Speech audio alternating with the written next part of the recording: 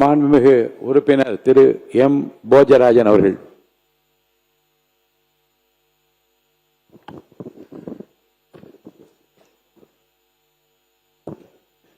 மாண்புமிகு பேரவைத் தலைவர் அவர்களே, முதலாவதாக இந்த துயர சம்பவத்தில்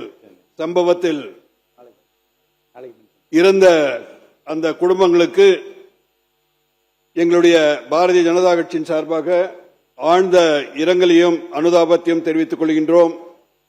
இன்னொருவர் சிகிச்சை பெறுவதாக சொல்லப்படுகிறது. அவர் சிகிச்சை பெற்று திரும்ப வேண்டும் என்று பிரார்த்தனை செய்து கொள்கின்றோம். இது வன்மையாக கண்டிக்க வேண்டிய ஒரு நிகழ்வு.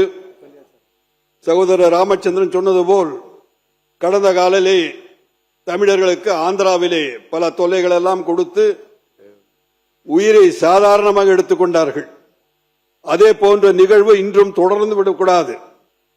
ஆகவே ஒட்டுமொத்தமாக கட்சி பாகுபாடு இன்றி இது போன்ற தமிழர்களுடைய நலனை கருதி ஒட்டுமொத்தமாக நமது எதிர்ப்பினை தெரிவித்து பாதிக்கப்பட்டவர்களுக்கு ஏற்கனவே உறுப்பினர்கள் சொன்னது போல் கொடுத்த நிவாரணம் தொகையெல்லாம் போதியதாக அல்ல. ஏனால் உயிருக்கு ஈடு இல்லை. இருந்தாலும் அவருடைய குடும்பத்தை பாதுகாப்பதற்கு ஒரு தொகை கொடுக்க வேண்டும். அந்த வகையிலே அதிகமாக கொடுக்க வேண்டும் என்று நாம் கர்நாடக அரசை வற்புறுத்த வேண்டும். அதே நேரத்தில் தமிழக அரசும் நிதி கொடுத்தாலும் தவறில்லை என்று நான் கருதுகின்றேன். எங்களுடைய பாரதிய ஜனதா கட்சியின் சார்பாக கர்நாடக அரசு அவர்கள் அதிகாரிகள் செய்து கொண்ட அந்த முறை அவசரமாக செய்ததை பார்த்தால் நமக்கு சந்தேகங்கள் எழுகின்றன.